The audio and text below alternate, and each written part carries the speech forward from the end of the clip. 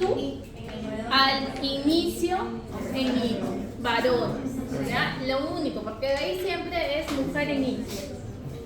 El agente teológico más frecuente, ya ese fue regalado, ¿ah? ¿Quién fuiste?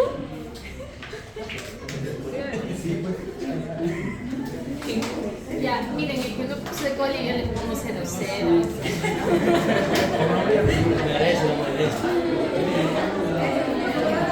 Chicos, el que me puso Proteus y E. coli vale la mitad.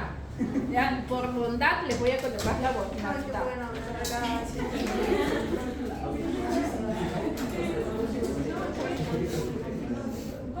E. coli enterohemorrágica o H157. ¿Qué hago ahí? Ahí no existe ni bondad.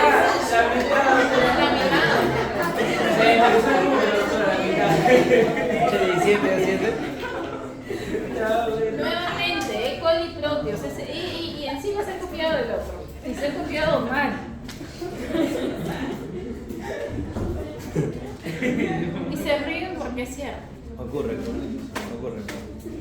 Y ahí, como eso es tres, tocó con neumonía y lo voy a mandar para que día uno. Está tosiendo por otro lado.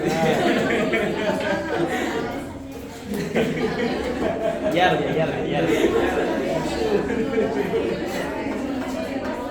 Mira, el E. coli con el Proteus, ahorita si los llamo, te apuesto que están sentados juntos.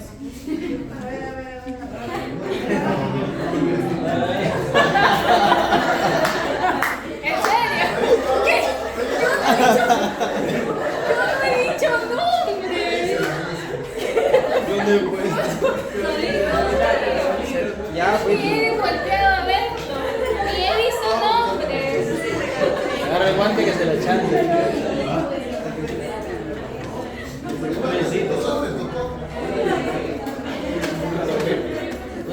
Y coincide, ¿no? Los que se sientan juntos, igualitos se copian. Debería ser oral. Uy, acabo mañana con tornarle a cada uno. Ya, empezamos con neumonía.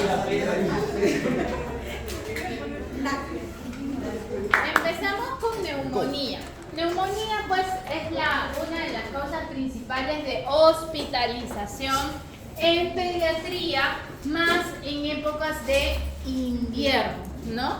Entonces, vemos en el día a día pacientes con neumonía. Ya hemos visto vía respiratoria alta, hemos visto CRUB, ahora vamos a la vía aérea inferior. Antes de pasar a neumonía, el primer episodio de sibilantes es bronquiolitis. La causa principal de bronquiolitis, el primer agente es el virus sincitial respiratorio. Puede ser causado por rinovirus, por adenovirus, sí, pero más de un 90% por virus sincitial respiratorio. ¿Existen escalas para valorar bronquiolitis? Sí, también. Escala como Downes, por ejemplo, ¿no? Dependiendo de la gravedad de bronquiolitis, el tratamiento va a ser suspender la vía oral si es que el paciente tiene taquipnea o administrarle oxígeno si es que requiriera. No existe tratamiento con antibióticos, ni con adrenalina, ni con corticoides, ni con salbutamol que esté demostrado, ¿ya? Eso en base a bronquiolitis, que va a ser tema de simulación. Ahora, con el tema de neumonía adquirida en la comunidad, que algunas personas consideran y dicen es un proceso respiratorio mal tratado, mal manejado, o que estaba con resfrío, me lo manejaron mal y ahora tiene neumonía. En realidad eso no es cierto, sino que depende mucho del organismo de tu pequeño, depende mucho de la carga viral o la carga bacteriana que exista, depende mucho del entorno donde tú estés viviendo. Porque mientras este paciente tenga comorbilidad, o sea alérgico y vive en un lugar más húmedo, posiblemente este paciente pueda complicarse con mayor frecuencia que un niño que no tiene alguna patología o que vive en un lugar más seco. Entonces, en vía aérea superior lo hemos visto en pediatría 1, ¿no? Todo lo que es acá arriba. Y ahorita acabamos de ver laringe. Ahora vamos a ver vía aérea inferior, que va a incluir la parte pulmonar. 3 conceptos que es importante saberlo y que también está asociado a neumonía en el adulto. Neumonía adquirida en la comunidad y neumonía intrahospitalaria. ¿Qué es la neumonía? Es la infección pulmonar aguda que compromete alveolos, intersticio, vías respiratorias y estructuras vasculares causada por virus o bacterias. La neumonía adquirida en la comunidad es la que incluye las neumonías que se inician afuera en la calle o hasta las 48 horas de hospitalizado. Es decir, puede entrar un paciente con infección urinaria y le descubres a las 24 horas que tiene neumonía. Eso es nada. Pero si este paciente está hospitalizado ya más de 48 horas o 72 horas, o se fue de alta y empezó a hacer neumonía en los primeros 7 días, eso se llama neumonía intrahospitalaria, ¿ya? Entonces son 3, sí, abren las puertas, algo pasado, falta el oxígeno.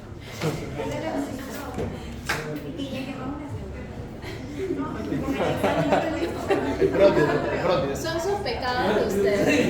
Abren las puertas. El H1727. Ese fue el 257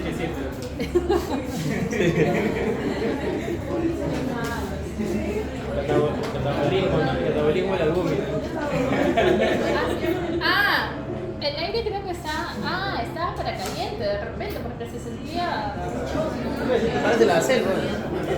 Impresionante. Pero si lo vas a disminuir hay que cerrar todo. En efecto. Al máximo. Yo soy alérgico. No tanto porque van a empezar a estornudar. Soy alérgico. Ya todo feliz.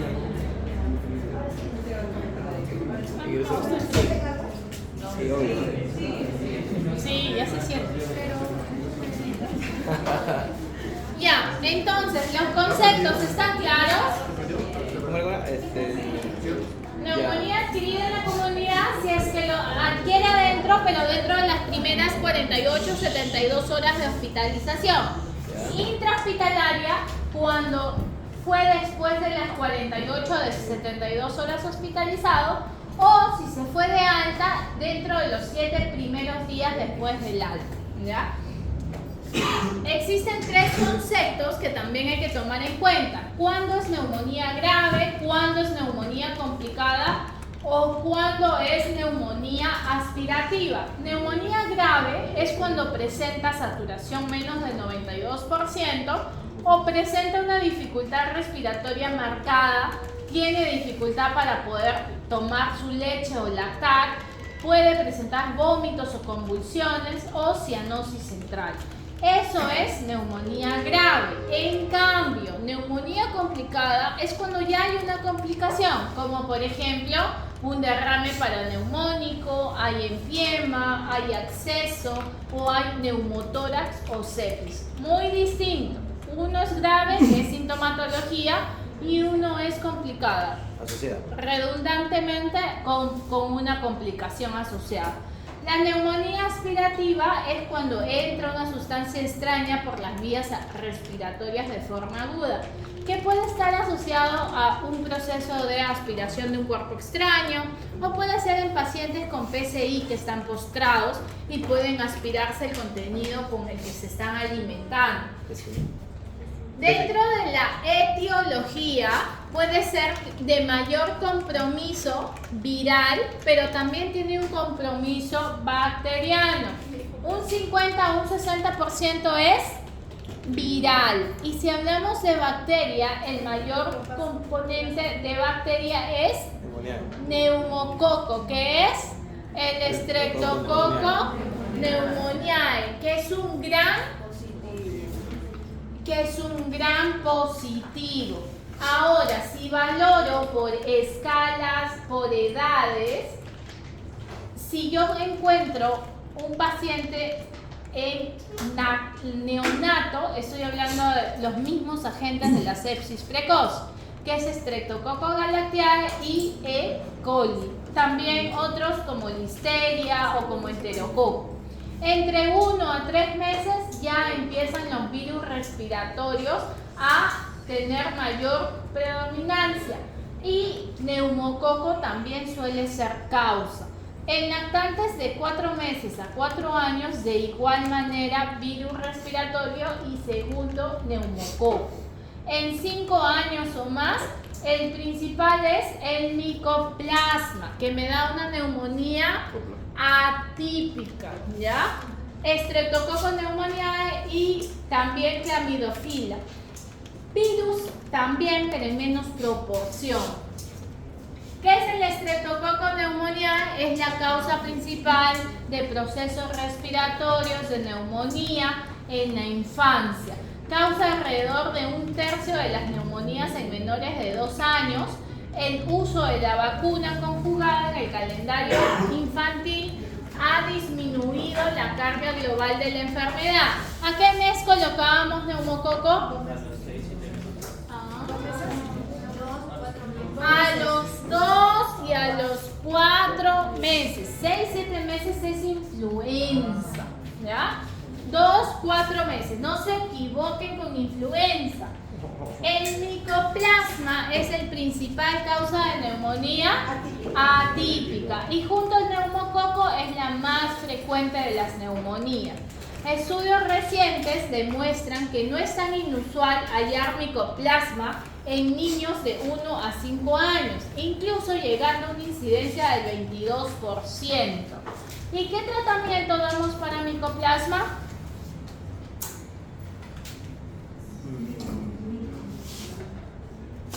Alfredo, Violeta, Alejandra, todo mi grupo de práctica, a ver. Aquí estamos. Ácido. Muy bien, acitromicina. Y no fue en mi grupo de práctica. Estaba ahí.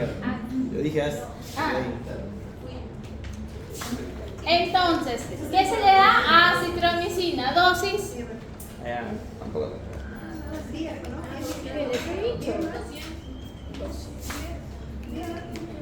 El jarabe viene de 200 miligramos en 5 mililitros. La dosis es 10 miligramos kilo día y se da una sola vez al día. Ahora, vamos a la parte anatómica. Vemos por acá tráqueo, bronquios, bronquiolos, alveolos, ¿cierto? La neumonía se localiza anatómicamente en el parénquima pulmonar, más precisamente en las unidades de intercambio gaseoso, a saber, bronquiolos terminales respiratorios, alveolos e interstices. Si es aquí, solo en bronquiolo es bronquiolitis, ¿ya? ¿Y qué sonido característico escuchamos en la neumonía? Crepitantes, ¿no? Que es el sonido como el pelo. El sonido, el frote del pelito. ¿Cuál es la fisiopatología? Las vías es vía aérea, vía aspiración o vía inhalación. Muy rara es la vía hematógena. La bacteria y los virus alcanzan los espacios alveolares, se multiplica y se va a diseminar por todo el óvulo. Cuando se rebasa la capacidad de los macrófagos para eliminar el patógeno, se va a manifestar la neumonía.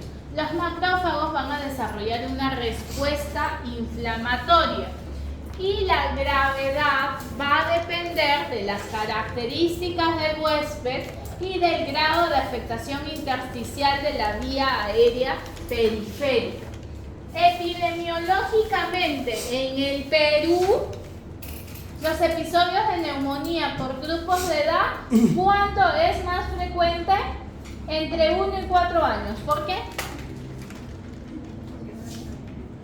Porque se van al nido y hay más contagios, ¿ya? Es la edad donde más los niños suelen enfermarse, entre el 1 al 4 años, que tienen contacto uno con los otros.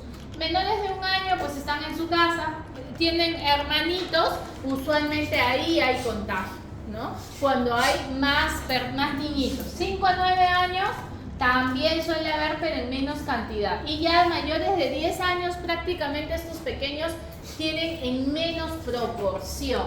Esta es fuente del 2018 del Centro Nacional de Epidemiología y Prevención y Control de Enfermedades, que ha sido publicado por el MINSA. Cuando vayan a su Serum, todas las semanas van a tener su cuadro de enfermedades epidemiológicas que van a contar cuántas neumonías tuvieron, cuántas iras tuvieron, cuántas diarreas tuvieron. ¿Todo eso para qué? Para que cuando alguien esté estudiando medicina tenga su punto de vista. Cuando estén en su Serum solitos ahí en el cerro se van a acordar. ¿Qué? Pero no piensen irse a la sierra, ¿no? Doctora, la vamos a llamar. Sí, siempre me llaman. Siempre me llaman, pero no me llamen, escriban, mejor, porque no voy a contestar. Abrazo ya. O sea, sí, ya ahora en el Perú hay casi todo sitio allá hay internet. Sí, ya. Yo cuando hice no había en Claro. Llegó después de un par de meses.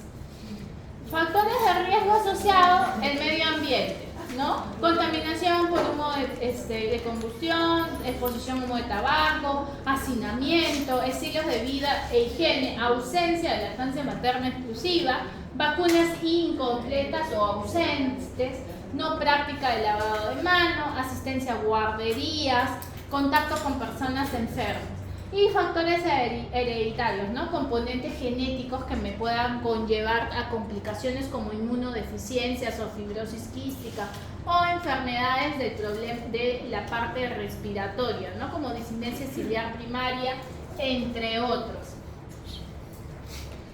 Entonces, va a depender de los factores del huésped, va a depender de las comorbilidades, va a depender de que si este paciente ha tenido, por ejemplo, un antecedente de prematuridad, si hay malnutrición, si es un paciente alérgico, si es que sufre de reflujo, si es que presenta otras patologías o factores externos como, por ejemplo, las no vacunas. ¿Y cuáles son los factores de riesgo para una neumonía grave? Que el paciente tenga menos de 6 meses. Se supone que en menos de 6 meses hay lactancia materna y hay vacunas, ¿no? Que haya sido prematuro, que tenga desnutrición, que haya infección por VIH o que tenga una enfermedad cardíaca de fondo. El nivel socioeconómico bajo y el bajo nivel educativo de padres o de cuidador es un factor de riesgo de mortalidad. Los pacientes con neumonía que no tienen ningún signo de alarma se pueden ir a casa si son niños grandes, pero si tú ves el factor de que la mamá, por ejemplo, ¿no? En Lima no pasa tanto eso, pero si estás en tu Serum y vive en una zona muy alejada y es muy difícil que venga a los controles, o incluso en Lima y tú ves que es una mamá que tiene 5 hijos menores de 10 años, que vive pues lejos al hospital, de que no tiene medios suficientes quizás para transportarse, ese paciente se hospitaliza sí o sí. ¿Por qué? Porque puede empeorar. Entonces, este es un factor en el cual tenemos que tener en cuenta, ¿ya? El diagnóstico va a estar asociado a una anamnesis, a una historia clínica, y vamos a recoger factores de riesgo, vacunaciones, el uso reciente de antibiótico y la exposición a enfermedades infecciosas. Cuando hemos visto simulación, hemos visto que algunos de ustedes hacían la anamnesis y cuando yo les hacía el resumen, ustedes habían hecho 4 preguntas y cuando se hacía todo el resumen había como que 15 preguntas para haber hecho el paciente. Entonces, de igual manera con neumonía hay que ampliar esa anamnesis y esos antecedentes, ¿ya? Por eso es que se ha puesto como una semana de simulación la parte respiratoria, porque es bastante frecuente. Y en una teoría es un poco complejo valorar la parte práctica. Simulación te va a permitir simular que tú eres el médico y te va a ayudar a tener las herramientas de hacer las preguntas que se requiere para llegar a un buen diagnóstico. Ahora, en la exploración física vemos que es un paciente que puede tener fiebre alta, taquipnia, en menores de 2 meses frecuencia respiratoria mayor de 60, muy bien, despacito lo dice. En mayores de 1 año, 40, ¿no? 40. Generalmente asociamos 60, 50, 40, 50, 40, 30. Mayores de 2 años, mayor de 30, ¿ya? Entonces, eso es algo que ustedes tienen que tomar en cuenta. Ahora, si no saben, impriman su cuadrito de funciones vitales en valores normales por edad, ¿ya? Aumento del trabajo respiratorio, puede tener aleteo nasal, tiraje, retracciones, puede escucharse crepitantes y puede escucharse incluso sibilantes cuando está asociado a un problema alérgico o en casos de micoplasma se escucha sibilante. El estado de hidratación, el nivel de actividad y la saturación son puntos importantes porque van a indicar la necesidad de hospitalización. Si yo tengo un paciente con saturación menos del 92%, ese paciente se va a quedar sí o sí, porque va a requerir oxígeno. Ocasionalmente, la neumonía puede acompañarse de dolor abdominal, de vómitos y de cefaleas. En niños mayores puede estar asociado a dolor torácico. Entonces, taquimia menor de 2 meses, hablamos mayor de 60. En 2 a 12 meses, mayor de 50. Y entre 1 a 5 años, mayor de 40. Acuérdense, 60, 50, 40. ¿Ya? Estas son mnemotecnias que hay que saber sí o sí. Parece ser el signo clínico más significativo y en los niños febriles la ausencia de taquimia tiene un alto valor predictivo negativo para neumonía. Quiere decir que en niños que están con fiebre hay que esperar que pase la fiebre también para valorar la frecuencia respiratoria real. ¿Por qué? Porque me puede dar un valor predictivo positivo, ¿ya? Entonces, cuando yo tengo un paciente que recién llega y está con fiebre, esa frecuencia respiratoria hay que valorarlo en un paciente cuando ya haya bajado la temperatura, porque me puede dar un falso positivo. Ahora, se puede clasificar por gravedad. Habíamos dicho que grave es que tenía algún signo que me dé precisamente el diagnóstico de gravedad. Se considera si la fiebre es muy alta, si hay una taquimia, si hay tiraje, si hay aleteo nasal, si hay cianosis, si hay quejido, si hay taquicardia. En lactantes, pero en niños mayores se agrega a eso también lo que es la disnea severa, ¿ya? Son clasificaciones que hay que ir valorando. No es necesario que memoricen todo eso, pero sí saber. ¿Qué hay que tomar en cuenta? Que la taquimia es el signo clínico más significativo y guarda una correlación con el grado de hipoxemia. Considerar siempre el diagnóstico de neumonía ante una fiebre persistente, taquimia y esfuerzo respiratorio. Ante un niño con sospecha o confirmación de neumonía hay que monitorizar la saturación. Entonces, ¿en quién sospecho? En el paciente que tiene fiebre varios días y no le digo a la mamá, puede ser faringitis, vaya a casa. Yo recién llego a mi salón, me pongo el estetoscopio y no escuché nada. No sé valorar bien. Entonces, ¿qué es lo que tengo que hacer? Esto no me va a fallar, porque sí sé contar, ¿no? ¿Qué voy a medir? No, pero es que es la realidad. Entonces, cuando ustedes lleguen, de repente no saben escuchar. No hay problema, pero no me va a fallar que yo cuente la frecuencia respiratoria, chicos. Puedo no tener saturador, puedo no tener estetoscopio en el peor de los casos, o puedo no saber escuchar bien los ruidos, de repente está solo con roncantes, o de repente solo silba, no escucho el crepitante, pero la taquimia es el signo clínico más significativo. Cuento la frecuencia respiratoria, ¿ya? No se olviden, porque eso los va a salvar de problemas médico-legales. Puede sonar a broma o maldad, pero si ustedes colocan frecuencia respiratoria y ese paciente no está con taquimia, ese paciente en ese momento no es neumonía, porque va a irse la mamá a su casa y va a volver a los 3 días con neumonía y te va a decir, tú no escuchaste bien el pulmón de mi hijito. ¿Y tú qué vas a decir? ¿Sí escuché bien? A ver, tu frecuencia respiratoria. Ah, no la contaste. O contaste en 10 segundos y lo multiplicaste por 6, ¿no? Entonces, eso es lo que nunca te va a fallar. La frecuencia respiratoria, y hállenlo en un minuto. Colocan frecuencia respiratoria con el valor. Ah, bien raro que sea neumonía, ¿no? Por eso es que les digo, puede fallar varias cosas, pero la frecuencia respiratoria, que es un signo característico de la neumonía, no tenemos que dejar de hacerlo. Fiebre más taquimia, ¿qué puede ser? Neumonía, no se olviden. Hace años hubo un comercial de respiración rápida más fiebre, acuda a tu centro de establecimiento más cercano, porque puede ser neumonía. Entonces eso no se olvide. La NAC típica, la NAC atípica y la NAC atípica bacteriana. La típica que sea por un agente bacteriano típico, como la Streptococcus. Atípica por virus sincitial respiratorio, por parainfluenza. Atípica por micoplasma. ¿Cuál es lo que me caracteriza? El micoplasma son niños más grandes y la fiebre suele ser más baja. En cambio, en el neumococo la fiebre es más alta.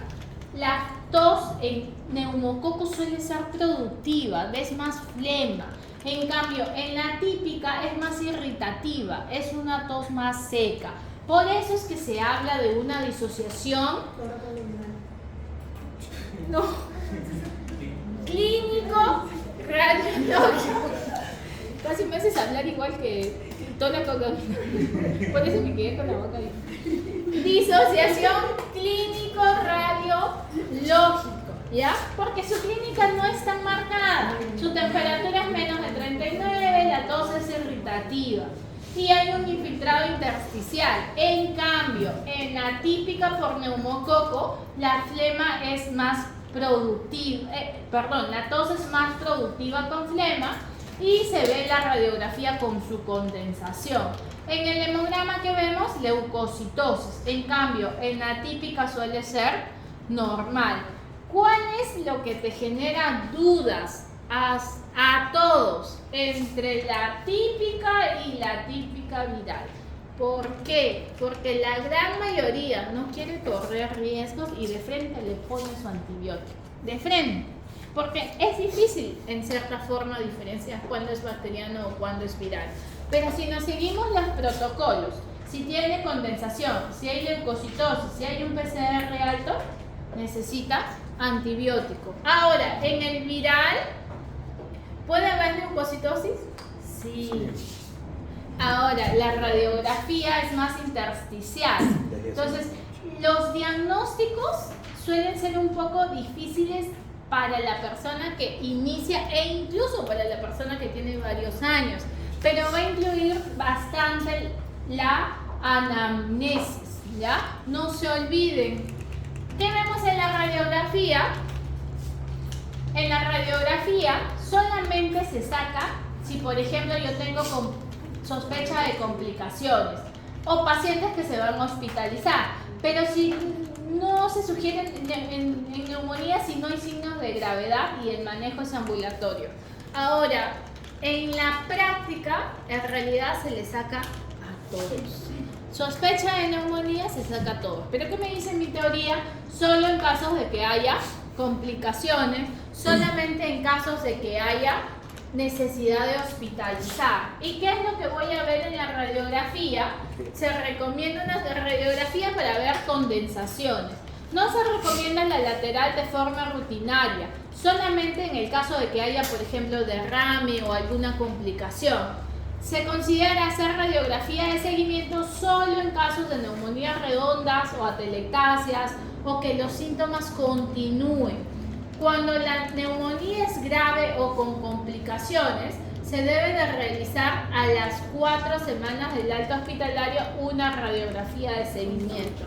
Pero si el paciente está yendo con evolución favorable, no es necesaria una radiografía de seguimiento. ¿Y cuáles son las características clínicas? Los infiltrados alveolares, la consolidación alveolar lobarosegmentaria, los neumatoceles. En accesos generalmente está asociada a una infección bacteriana. En cambio, en la neumonía viral lo que voy a ver es atrapamiento aéreo, puede haber infiltrado intersticial, que también es asociado a una neumonía atípica, puede haber engrosamiento peribronquial y puede haber atelectasias. Entonces, de inicio puede parecer difícil. Aquí en la radiografía, ¿qué es lo que vamos a ver? Las radiografías cuando se ponen ya en foto o cuando ya se agrandan, la verdad se distorsiona, pero esta imagen ya pues es bastante grosera, ¿no? Hay una consolidación a nivel del lóbulo, a nivel del lóbulo pulmonar superior del lado derecho, que posiblemente sea de origen por neumococo, porque es bacteriana, ¿cierto? Aquí que vemos también un infiltrado algodonoso. Entonces, infiltraciones alveolares algodonosas bacteriano, broncograma aéreo bacteriano, afectación de predominio de un segmento lóbulo pulmón bien definido bacteriano. Varios focos de infiltración múltiple se llama bronconeumonía y una de las complicaciones es derrame pleural. Ahora, ¿cómo vemos la neumonía por micoplasma? Se ve un infiltrado parailiar y suele verse un infiltrado intersticial. Aquí no vemos un aumento de consolidado, pues netamente marcado, ¿no? Aquí vemos una ligera atelectasia también, que es una complicación del micoplasma o de cualquier agente en una neumonía. En cambio, el más agresivo, en diarrea les había dicho que si te da diarrea después de 2 horas que comiste parrilla, puede ser estafilococo. El estafilococo es agresivo, pero en la piel puede comportarse como un impétigo, como una lesión pues prácticamente superficial. Pero en vía respiratoria, miren todo lo que puede ocasionar un neumatocel. Entonces, estafilococo es agresiva. Suele ser pregunta de exámenes en ENA. Paciente con inicio brusco, 5 años, fiebre de 40. En la radiografía se observa neumatocele y te pone ¿qué alternativa cree usted que es la correcta? Neumonía por micoplasma, neumonía por estafilococo, neumonía por neumococo, neumonía por virus influenza, neumococo por virus sincitial respiratorio. Si no tienes claro la clínica y la radiografía, puedes poner neumococo, ¿no? Pero si ya ves que es una complicación bastante grosera, es más asociado a estafilococo. No se olviden. Okay. En laboratorio, ¿qué sacamos? Hemograma para descartar que no haya leucocitosis con predominio de neutrofilia o desviación izquierda. Sacamos también para ver que no haya linfocitosis en caso de que sea viral. Sacamos PCR, BCG y procalcitonina para descartar el proceso bacteriano. Se considera su uso para seguimiento solamente cuando la neumonía va desfavorable, es decir, persiste la fiebre.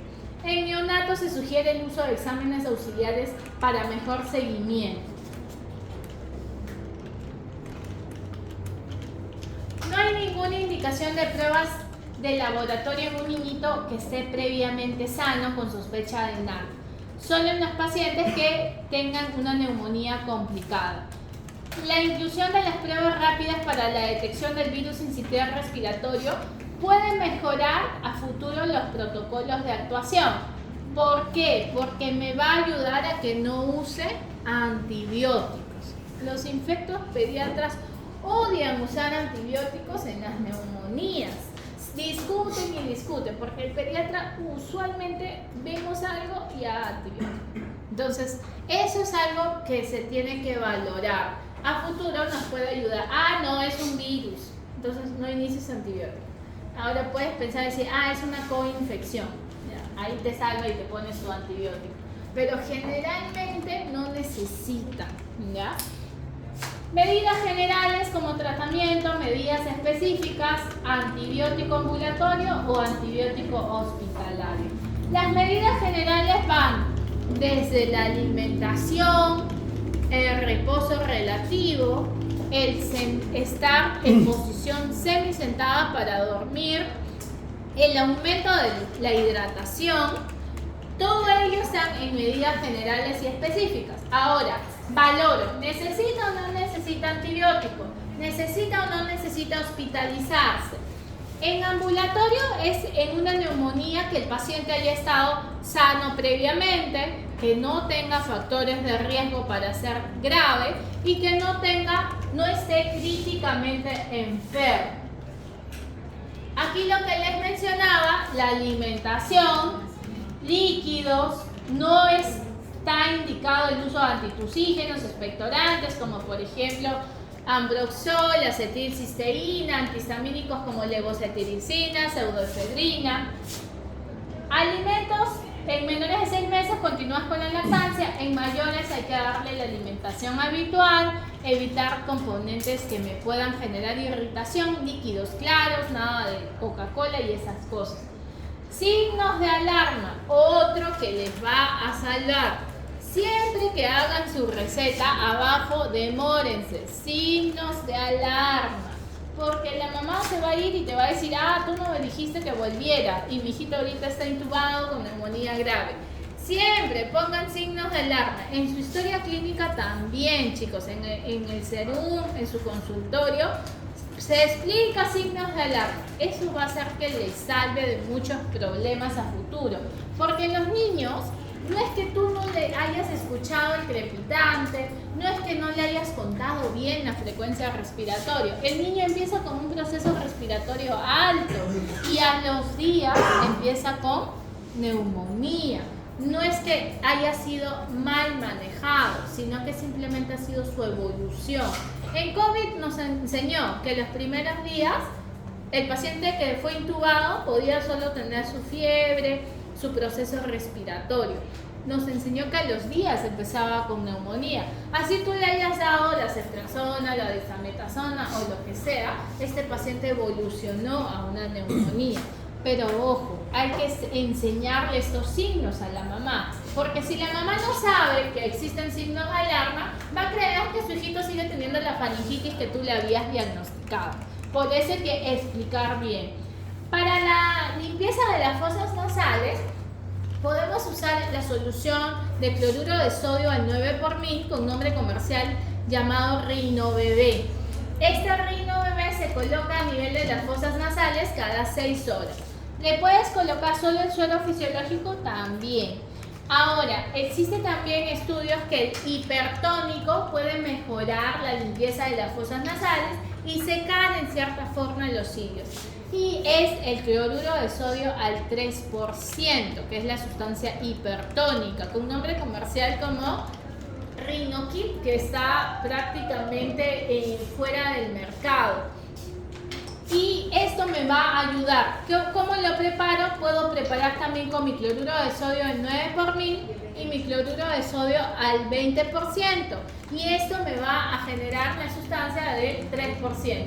Cojo mi jeringa chiquita y empiezo a colocar en ambas fosas nasales cada 6 horas. Y eso es el lavado nasal. Va a ayudar a que despeje la vía aérea y va a ayudar a que el paciente se sienta en cierta forma mejor y no esté con todo el moco ahí.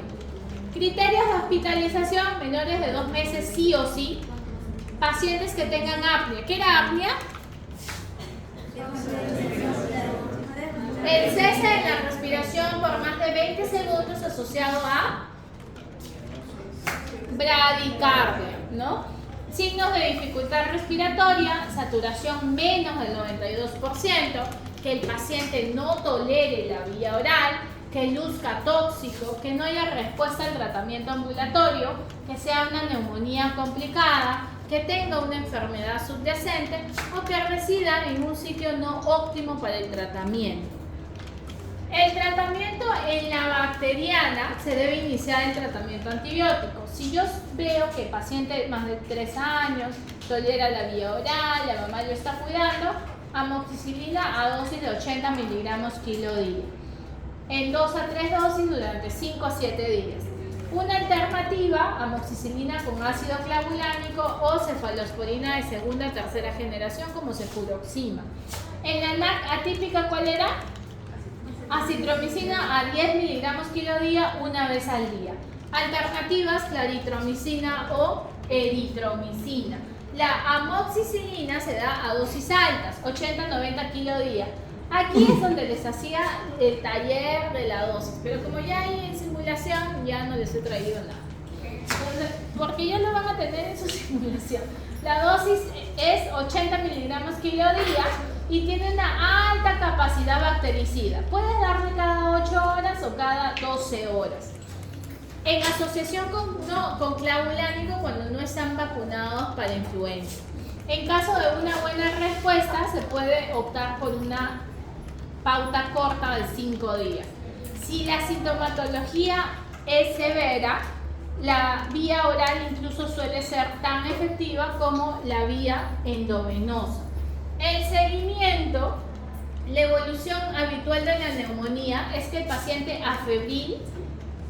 que el paciente se vuelve febril a las 48-72 horas de iniciado el tratamiento.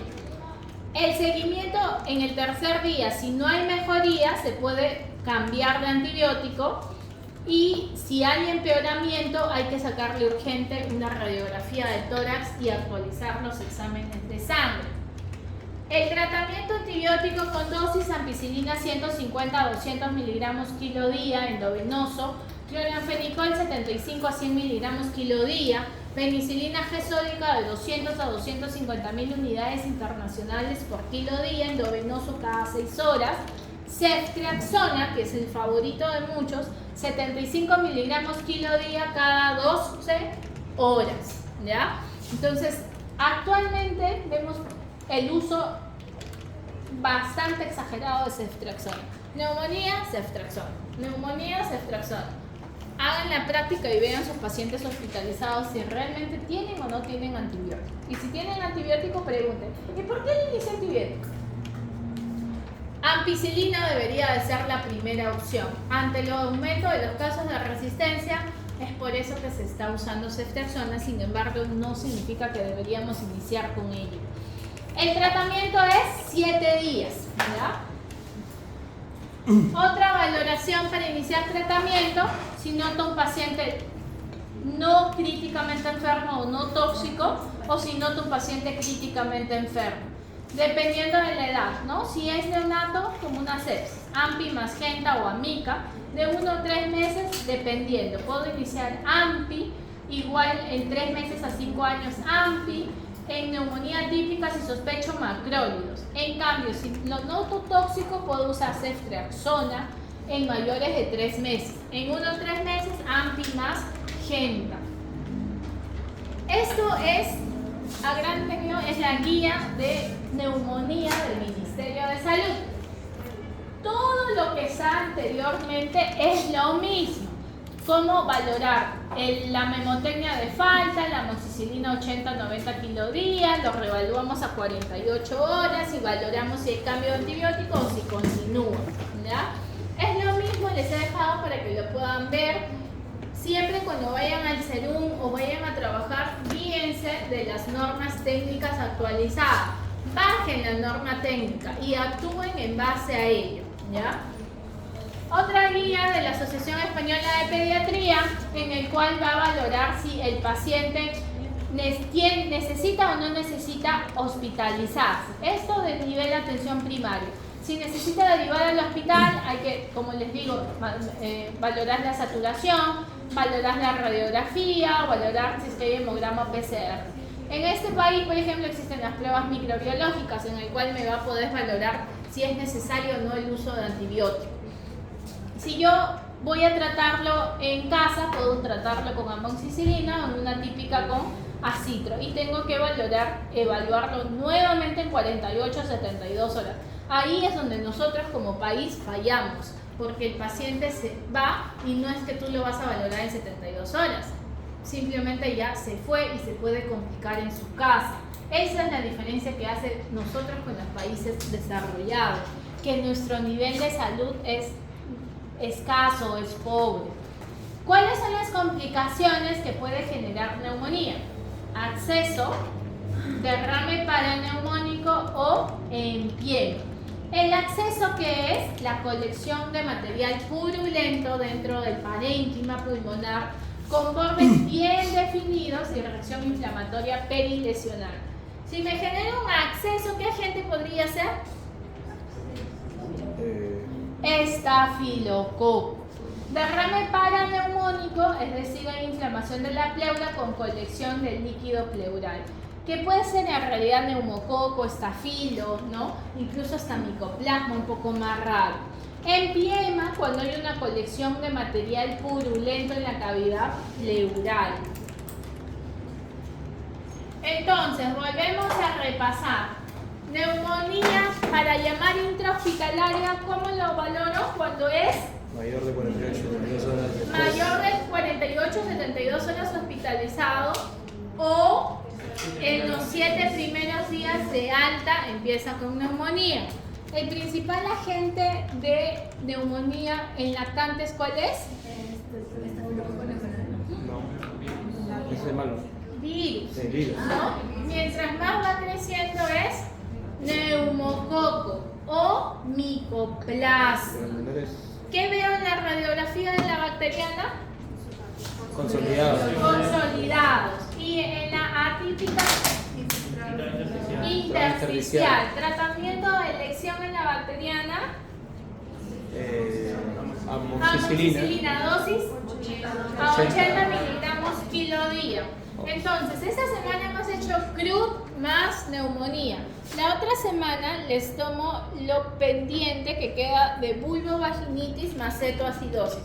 Si no lo tomé esta semana es porque me pareció que era muy denso las clases. Era todo lo que es nefro más cetoacidosis. En cambio, vulvovaginitis es un poco más fácil. Y aquí son solo 2 clases. Por eso la otra semana sí o sí van los 2 pasitos.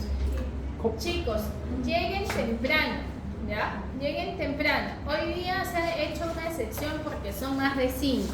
Entonces hay que tener cierta empatía también con el compañero que llega tarde, ¿ya? Si de algo tenemos que aprender es a ser empáticos con los compañeros. Si fuera 1 o 2, ahí les acepto. Ah, que llegué tarde porque me fui por ahí. No. Son varios. El tránsito está pesado para todos, ¿ya? Por eso es que se tomó la decisión de hacerlo a la mitad de la clase, ¿ya? Nos vemos la otra semana. Gracias, doctora.